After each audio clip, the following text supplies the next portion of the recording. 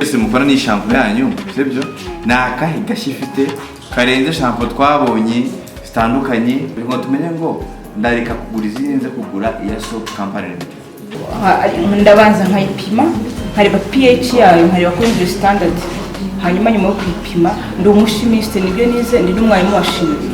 Nshobora kuba maze gutubura ahantu hangana na hegitari 2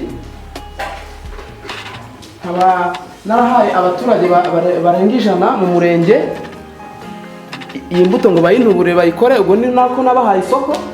Nkaba mfite uruganda rutunganya umusaruro w'ibisheke mubyazamo wine hamwe na ji.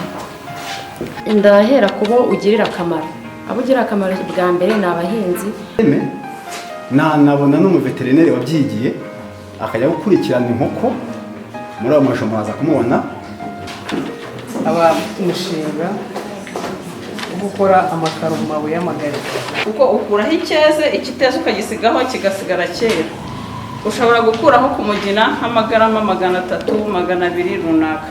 Abafite ubumuga n'abasigajwe inyuma n'amateka, izi nkweto mubona nzikora mu karere ka Nyaruguru. Uwagize ya mbere akaba ari Mukandayisenga Clementine wagize amanota 79.6%. Uwa kabiri ni Nizeyimana Noel wagize amanota 71.6% nayo mu muhamashimisha. Naho uwa gatatu akaba ari Iradukunda Patrick wagize amanota 70.63%.